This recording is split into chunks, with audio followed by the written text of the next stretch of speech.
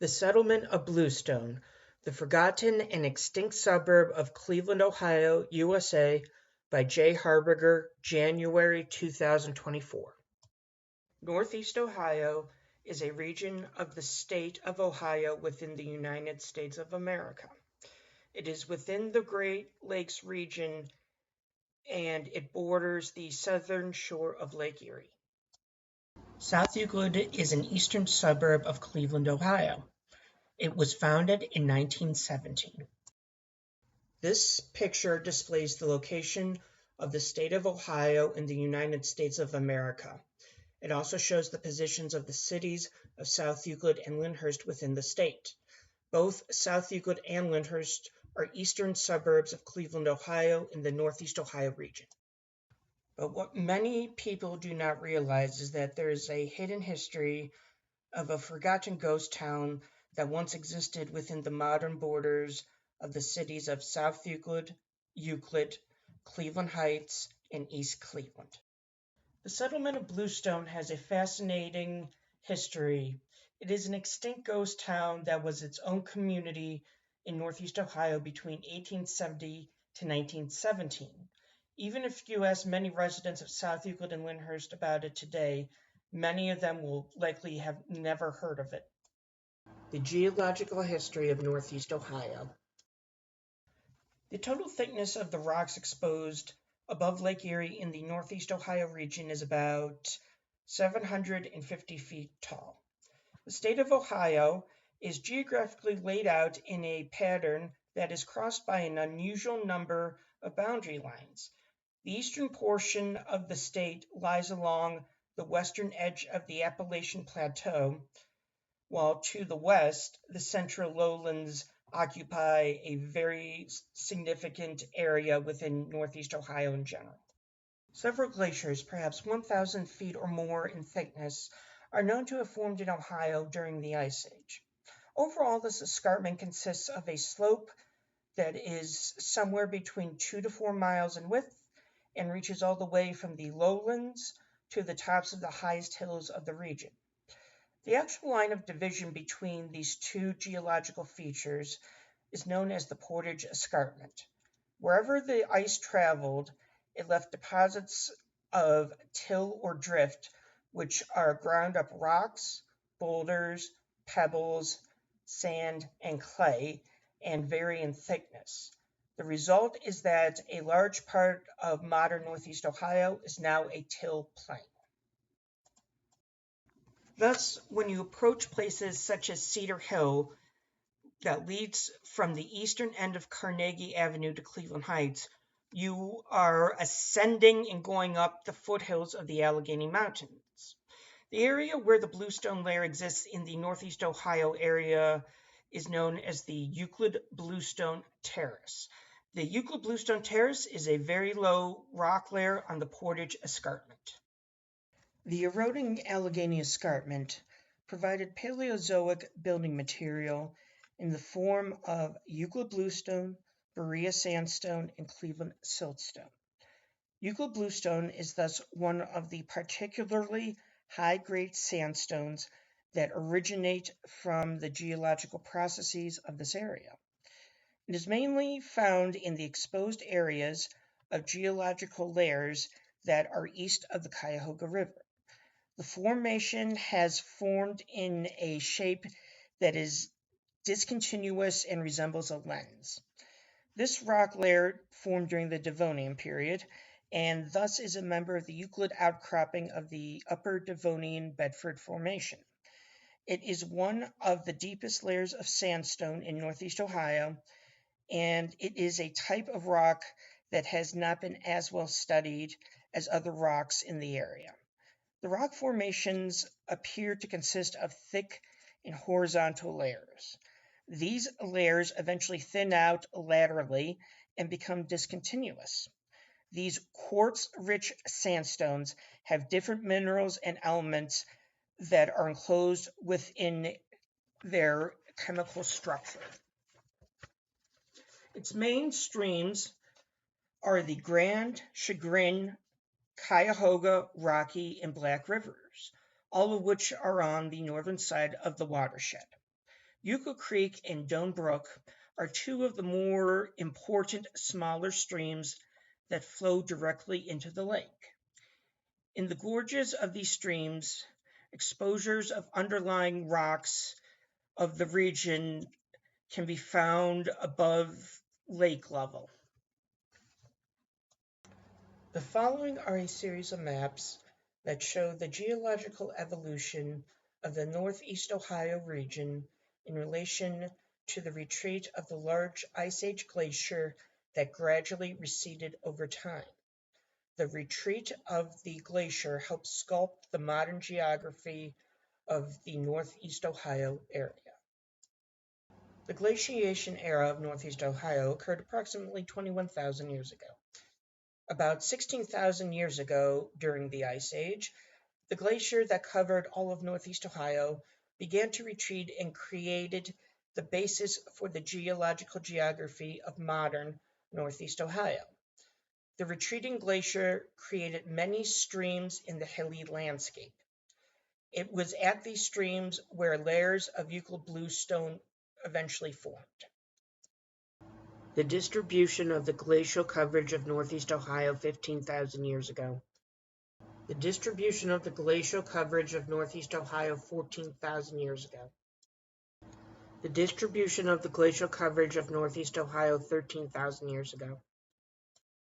The distribution of streams, rivers, and tributaries in Northeast Ohio 12,000 years ago. The native rocks of the Northeast Ohio region are all from sedimentary origin.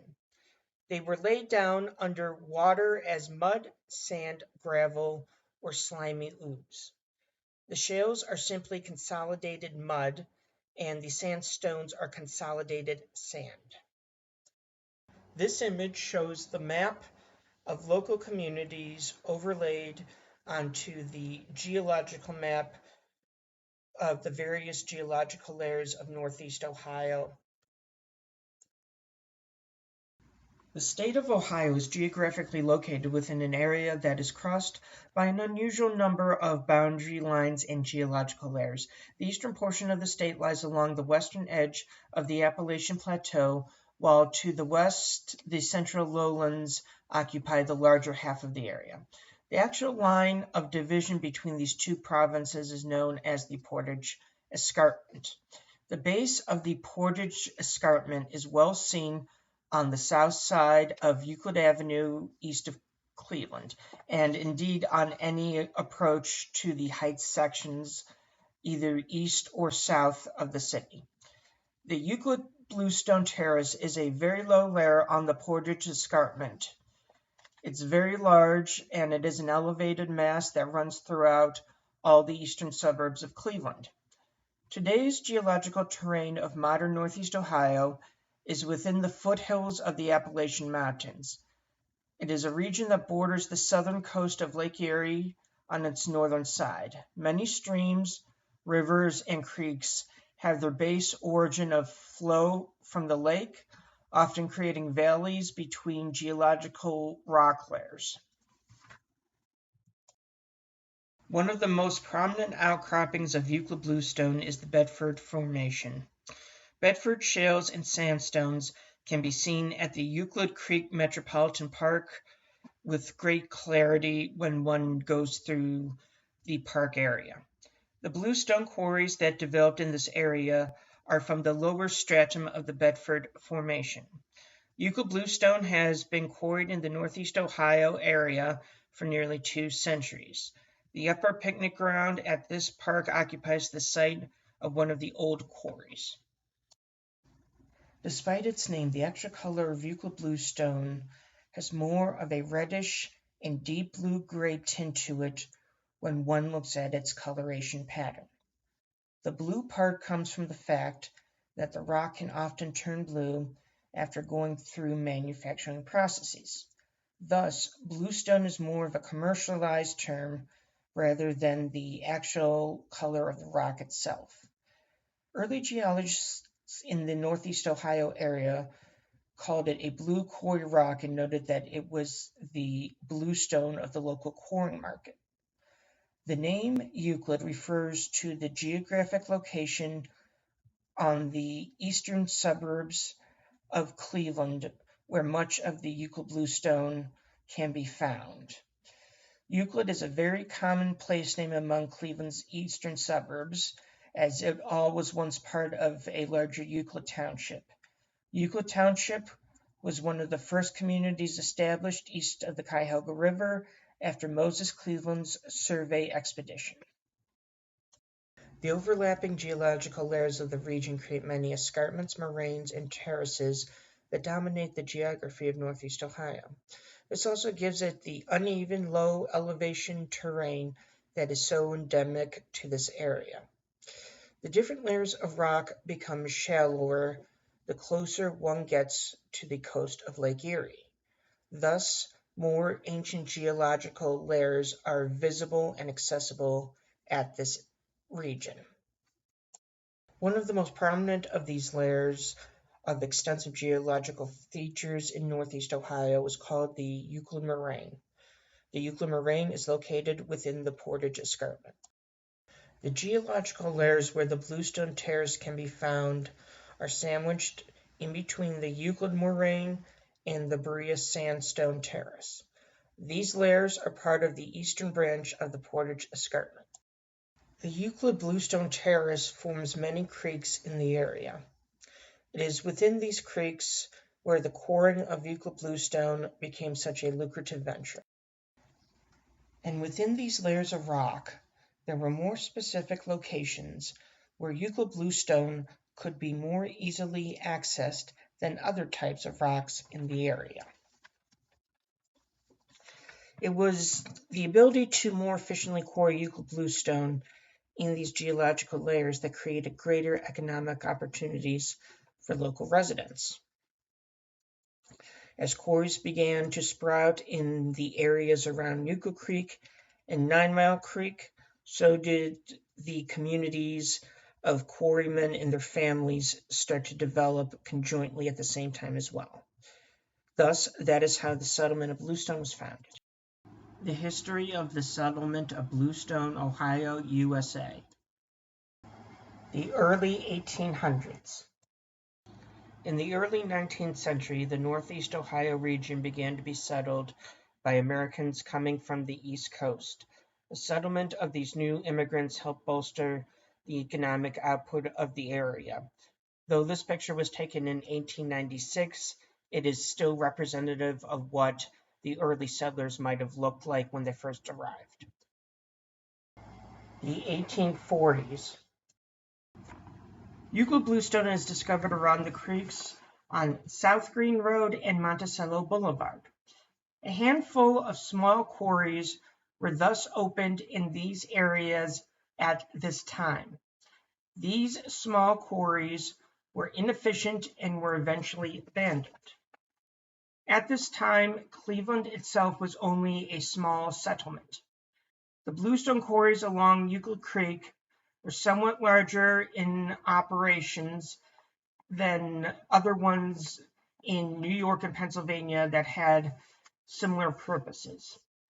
In addition to the quarries in what is today South Euclid, another quarry located in Newburgh, Ohio, was also a heavy producer of Euclid Bluestone. This quarry also operated into the early 20th century. The 1860s. In 1866, Irish immigrant Duncan McFarland purchased a farm where the first Euclid Bluestone was discovered within the Euclid Creek area. A year later, in 1867, he opened a quarry along the east bank of Euclid Creek. His sons also eventually went into the quarrying business as well. When the quarries first started, this portion of Euclid Township had no industry whatsoever. Farming was the only occupation in the area. Consequently, there was no nearby labor force that was readily available to assist with the quarrying operations. However, the United States started allowing more immigration to the country, so new arrivals from Europe were hired to work in the quarries. The first group of these workers came from Sweden. A number of housing units were provided for these workers and their families, while some of the other workers found housing in the general area beyond the quarries themselves. At about the turn of the century, Italian immigrants began to replace the Swedish workers. They soon became the predominant labor force for the quarries. The 1870s. In 1871, James and Thomas McFarland, two brothers that were the sons of Mrs. Robert H. Maxwell, opened another quarry on the west bank of Euclid Creek at the opposite end of where their father's business operated. That same year, the Forest City Stone Company also opened their own quarry on the east bank of Euclid Creek and also opened another one nearby where the McFarlands operated their quarries. In 1872, Levi Malone, William McBride, and Robert Maxwell opened another quarry along the east bank of 9 Mile Creek, just west of Euclid Creek. This is currently where Quarry Park is located within South Euclid. Maxwell and Malone's quarries were just as successful as the ones run by the McFarlands at Euclid Creek. Part of the financial backing for the development of this specific quarry came from a man named L. E. Holden. Mr. Holden was one of Cleveland's most prominent men in the late 19th century. He was the owner of the Cleveland Plain Dealer and was also the owner of the Hollander Hotel. A short rail system transported the quarried rocks to the Nickel Plate Road in Euclid, Ohio. Bluestone received its name from the bluish-gray color it has after it is processed. The process of quarrying Euclid bluestone was accomplished through the use of steam-powered saws and manual labor. Vertical cuts were first made into the bluestone layers and then split apart horizontally. Quarrymen then drilled lines of holes and hammered wedges into it. Commercial quarrying of Euclid bluestone was used in the production of blocks, windowsills, sidewalks, and a few other items. It was also during this year that James and Thomas McFarland sold their quarry along Euclid Creek to John Holland and Thomas Manning, who were the owners of the Forest City Stone Company. This quarry, along with the one at 9 Mile Creek, became the largest producers of Euclid bluestone in the Northeast Ohio region and the Great Lakes region of the USA at that period of time.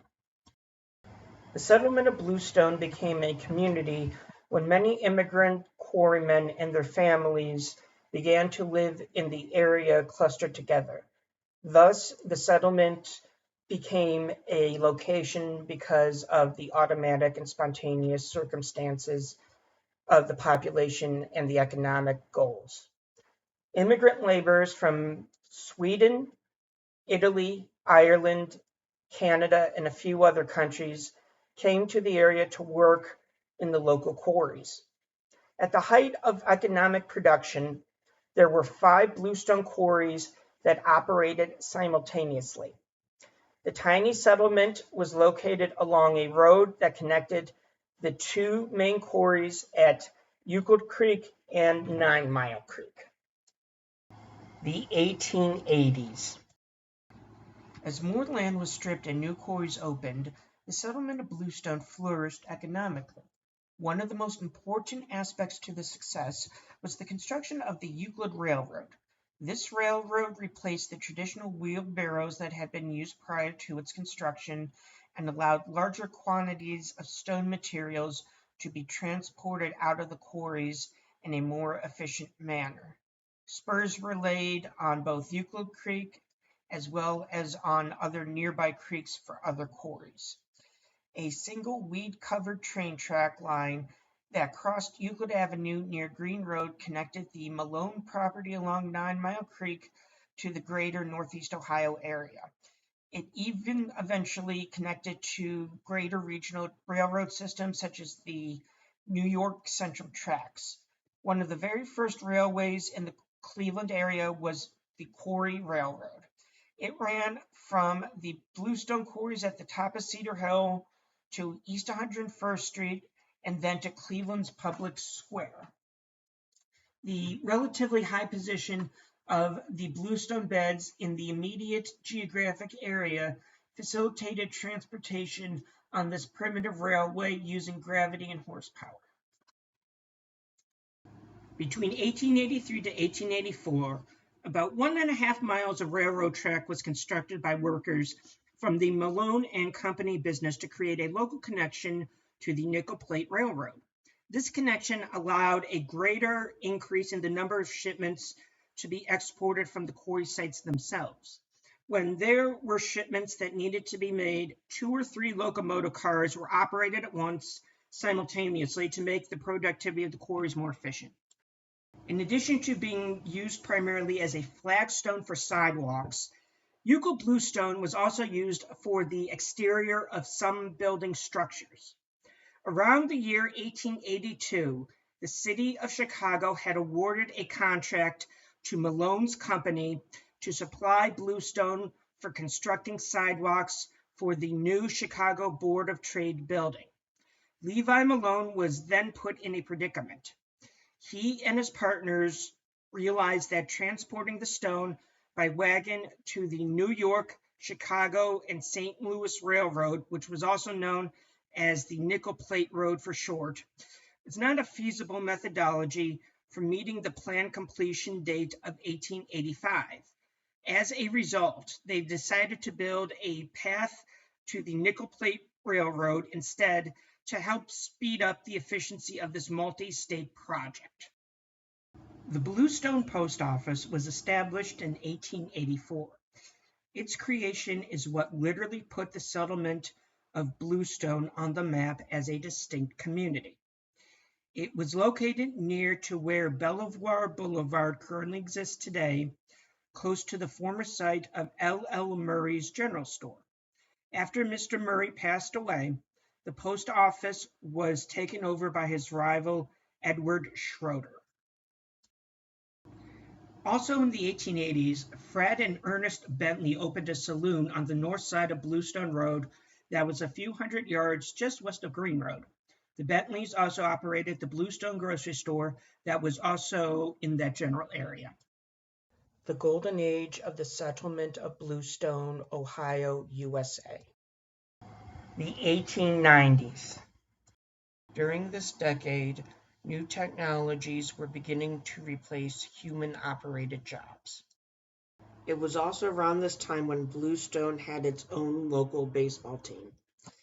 Some of the players on the team were Sam James, Harry Hansen, Philip White, Josh Rubertino, and Frank Rossi. At the time, they played teams from other cities in Ohio, such as those from Mogadore, Mesopotamia, and other locales near Euclid Township. The following series of maps will show both the locations of the quarries themselves in relation to the modern South Euclid and Lyndhurst, Ohio areas. Here are the actual locations where the quarrying operations took place. Stone quarrying companies in this area first operated by taking the quarried Euclid bluestone to its final destination using wheelbarrows and wagons. Later on, however, trains were used to transport the quarried Euclid bluestone to market.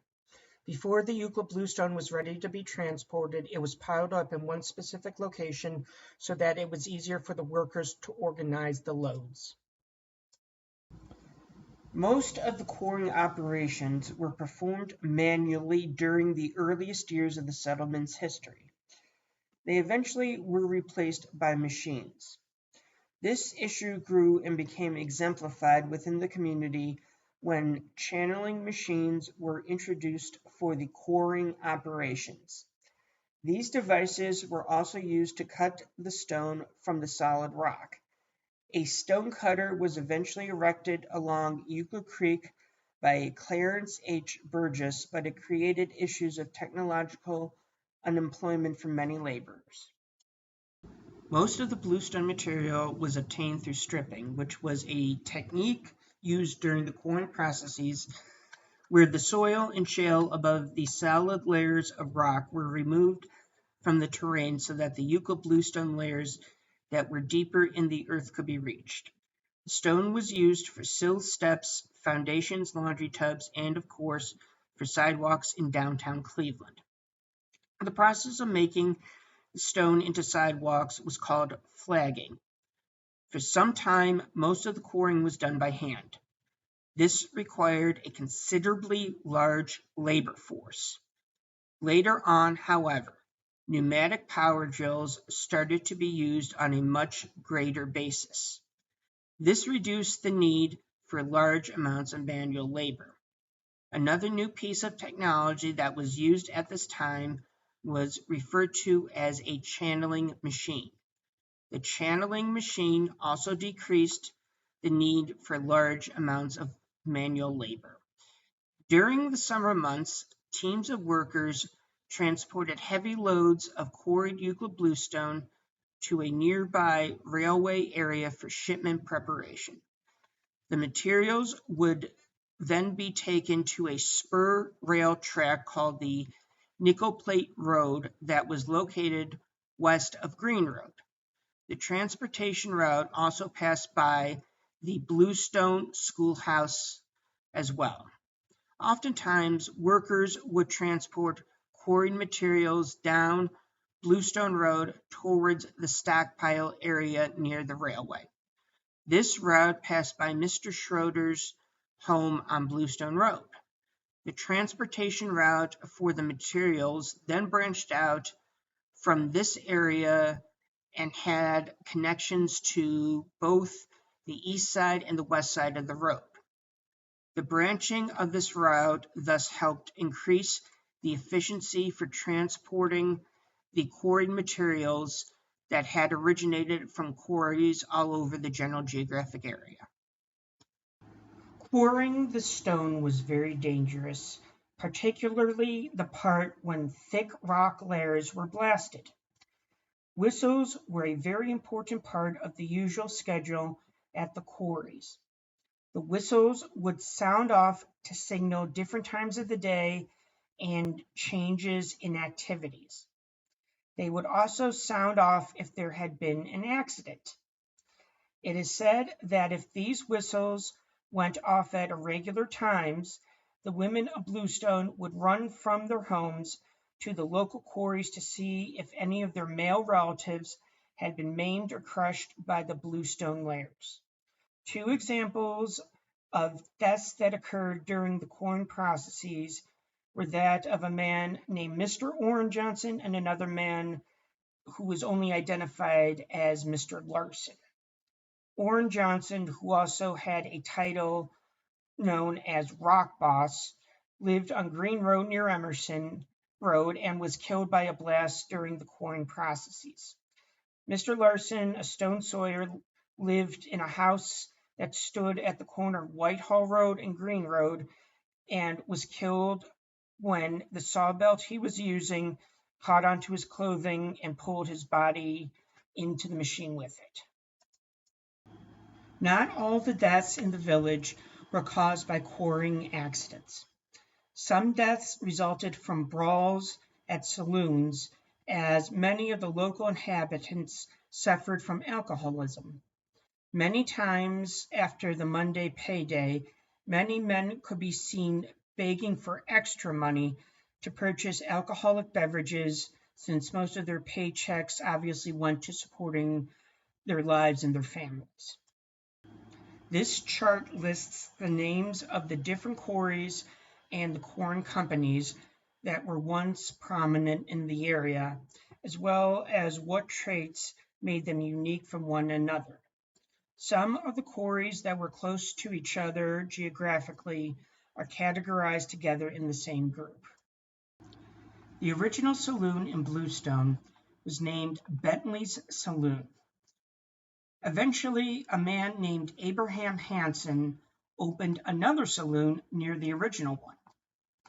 A farmer named Edward T. Schroeder started a small store that was later replaced by a new building and eventually grew into the typical country general store that most people are familiar with. The hamlet's first post office was in N.L. Murray's General Store, which stood on the south side of Bluestone Road near what is now Belvoir Boulevard. After Mr. Murray passed away, Edward Schroeder took over the post office. Mr. Schroeder was Mr. Murray's rival storekeeper until his passing. In 1892, Malone's quarries had a yearly output in production that produced 250,000 cubic feet of bluestone materials. In 1897, Malone and Company sold the railroad to the Cleveland Stone Company. In its heyday, Bluestone had a population of about 400 people. In addition, it had a general store, a post office, 2 saloons, a temperance hall, a schoolhouse, and a church, and there were also many dilapidated shacks and boarding houses that were the residences of the workmen and their families. In 1898, Bluestone's only church was built. It was called the Swedish Evangelical Lutheran Church. The church was founded when the Maxwell Rolfe Stone Company allowed a congregation of Swedish workmen and their families to erect an edifice on its land, rent-free, but only if the building was to be used for religious purposes.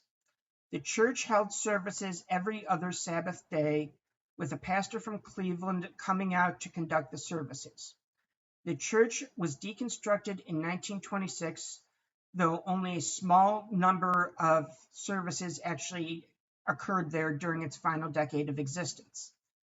The church was built facing east and stood next to the road along a gully. By 1930, the only remnant of the church was the foundation, which was heavily covered by tree and plant growth. The outline of the foundation is still the only remaining evidence of the church building today.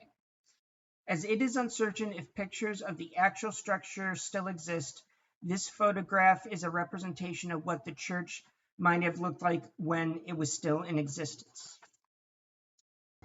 The 1900s. The settlement was considered by its neighbors to be as an abode of a pretty wild bunch.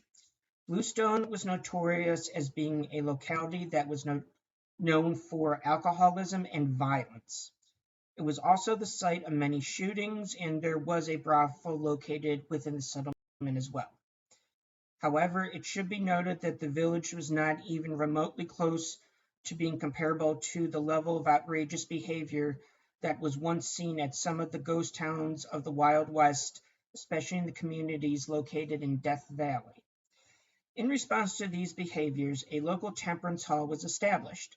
The Temperance Hall headquarters of the Cliff Division, number 98 Sons of Temperance, was located on the bank of the creek just south of Anderson Road. The building was within the borders of the settlement, but it was not considered a building that was part of the official structures that were categorized as being part of Bluestone. The main floor was used for recreation and dancing, being rented for this purpose, as well as many other groups finding use for it from the surrounding area. A large portion of its membership consisted of farmers from the surrounding areas. The advocates of the Temperance Hall actively campaigned against what they called rum and ruin, or the social dangers of alcoholism. Between the years of 1906 to 1908, Euclid Township voted to ban the consumption of alcoholic beverages. This brought the local Temperance Hall a huge victory after their 30-year campaign, and it also forced the saloons to close. However, the Temperance Hall was eventually sold to Albert McFarland, another brother of Mrs. Robert Maxwell, who eventually dismantled it and moved the timbers to the McFarland farm. He then reconstructed the structure on his property and used it as a barn. The specific year when the Bluestone post office was finally abolished was in 1908. This dismantling of the post office occurred when Schroeder's store was closed due to the establishment of the rural free delivery system in the region. The 1910s. The specific year when the Bluestone Post Office was finally abolished was in 1908. This dismantling of the post office occurred when Schroeder's store was closed due to the establishment of the rural free delivery system in the region. 1917. The remnants of Bluestone were absorbed into the newly established village of South Euclid, Ohio, when it was officially incorporated in 1917. Today, the only significant remaining exposure of the Euclid Bluestone rock layers themselves are around the Quarry Park area in South Euclid. The 1920s. Just 1 year later, the only remaining remnants of the former settlement were a handful of dilapidated houses and only one active quarrying company. The settlement was now a shell of its former self. By the 1920s, all the quarrying operations in South Euclid were almost completely defunct. The 1930s. All that remained of Bluestone in the following years were only a handful of houses and one active quarrying company.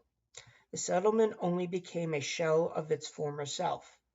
By the 1920s, all the quarrying operations in South Euclid, Ohio, were almost completely defunct.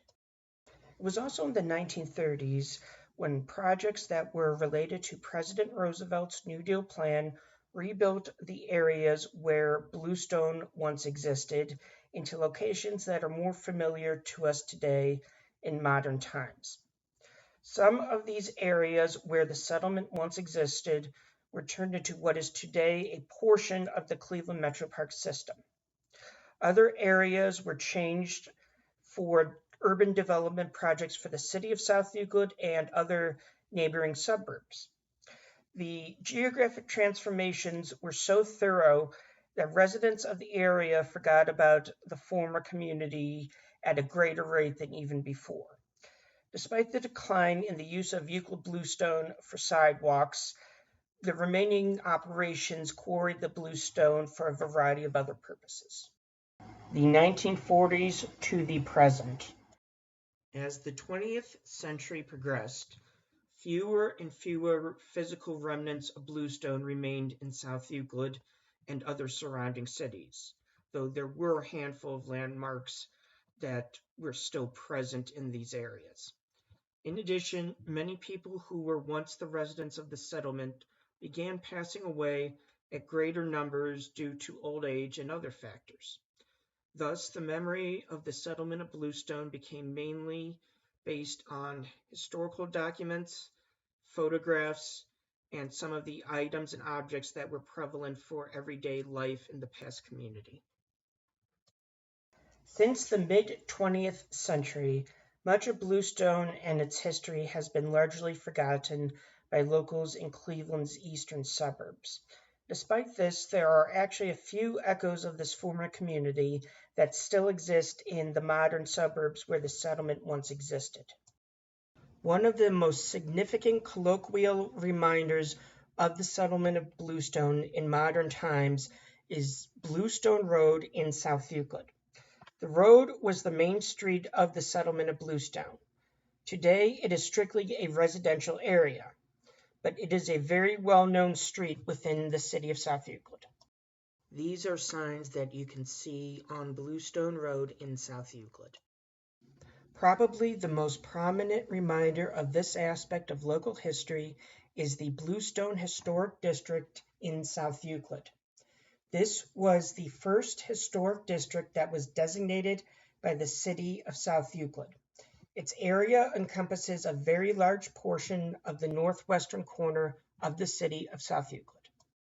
But in terms of physical remains, the most iconic landmark in modern times of the settlement of Bluestone is the old Euclid Bluestone chimney that stands at the entrance of Quarry Park, which is adjacent to the intersection of Monticello Boulevard and Belvoir Boulevard within South Euclid. The chimney was once part of a larger building that was the main office of the business of Malone and Company. This chimney was once in the main office of the owner of the company. Despite the rest of the building eventually being taken down, this monument has stood the test of time and is a reminder of the long-lost ghost town. This is the very last train track of the train system that once hauled Euclid Bluestone to downtown Cleveland. It is located at Glen Ridge Road in South Euclid, very close to where the road intersects with South Green Road. Other small remnants of the former town in South Euclid include old work tools, ceramic pieces, and other various materials related to the daily lifestyle of the early inhabitants. These remains can occasionally be found near the Euclid Creek area in the Metro Park off Green Road and Anderson Road. They are not immediately prominent, but a keen eye might spot flakes of ceramic pieces, bricks, or possibly other materials related to bluestone, if they look hard enough. There are also a few sidewalks in South Euclid that are still made out of Euclid bluestone, and occasionally a rock from the quarrying operations can be found at various random locations throughout the city. In addition to the remnants of bluestone that can be found in South Euclid, there are also remains of the settlement that can be found in neighboring suburbs that were once within the borders of the community. This house was originally owned by Asa and Teresa Cady. The Asa Cady house is said to have been moved at the turn of the century from its former position in the Noble Monticello vicinity to its current location. This house was once specifically associated with having a steam-powered sawmill that was used to cut quarried Euclid bluestone rocks. The original part of this house is in its front-facing gable, and it has had many additions added over the years, as well as several alterations. Mr. Cady was also the vice president of the Cuyahoga Anti-Slavery Society, and this home was possibly part of the Underground Railroad. This was one of the earliest structures that was once part of the settlement of Bluestone. The house is a simple front-gabled farmhouse located in a wooded area. The house has had minor remodeling done on it over the years. One example of this remodeling of the house structure happened in the 1920s when the porch was removed. However, the remodeling has not lessened the house's quiet dignity, and it is a unique historic treasure. The former City Hall of the City of Euclid is faced with Euclid Bluestone. The building is now home to the Cleveland National Polka Hall of Fame. In addition, the South Euclid Lyndhurst Historical Society itself has many historical artifacts related to the settlement of Bluestone. These are other items that you can find at the South Euclid Lyndhurst Historical Society Museum that also showcase aspects of Bluestone. Interestingly, there is also a song on an album of folk music of the traditional songs of the Emerald Necklace Park system in Northeast Ohio called Legacy of the Land. It was produced by the Cleveland Metro Parks. On the album, the song about the settlement is listed as the 12th track and is simply titled Bluestone. The settlement of Bluestone is an extinct Northeast Ohio suburb that was very critical in the development of the history of the area. It was a very rough and dangerous place to live in and to work in. If history had gone differently, then Bluestone might be the current city in the eastern suburbs where South Euclid and a few of its neighbors are today. The settlement of Bluestone is an extinct community and is a ghost town that has largely been forgotten in modern times. It is hoped that this presentation will help bring awareness to this largely forgotten piece of history.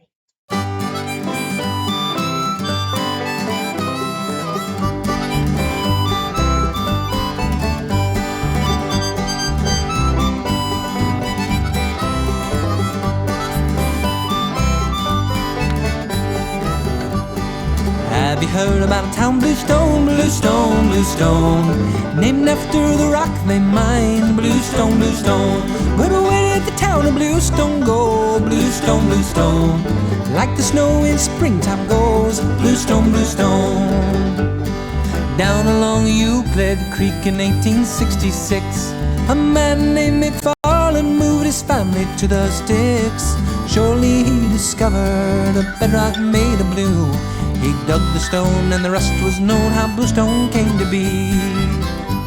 McFarland and his sons to quarries they did run, along with Swedish immigrants they worked in the hot sun, hauling off the soil to dynamite the rock. They carried the slabs to the mills to cut into flags and blocks. Have you heard about a town, Bluestone, Bluestone, Bluestone? Named after the rock they mine, Bluestone, Bluestone. But where did the town of Bluestone go? Bluestone, Bluestone. Like the snow in springtime goes, Bluestone, Bluestone. The workers needed shelter and drinking daily goods, a general store and 2 saloons and shanties made of wood soon lined the streets of this new quarry town. It wasn't long till the town grew strong and people milled around. More quarries were opened and they dug the rock with speed, with men from far away, they say, who sailed across the sea. Italians, Irish, Scots and Swedes all labored side by side. They blasted the rock, hauled the sand and upheld their ethnic pride. Have you heard about a town, Bluestone, Bluestone, Bluestone? Named after the rock they mine, Bluestone, Bluestone. But where did the town of Bluestone go? Bluestone, Bluestone. Like the snow in springtime goes, Bluestone, Bluestone. When the whistle blew on scheduled times, there was nothing to be feared. But when the whistle blew off time, wives' hearts were brought to tears. Ringing up a body of a daddy crushed by stone, the widow and her children could only curse that old Bluestone.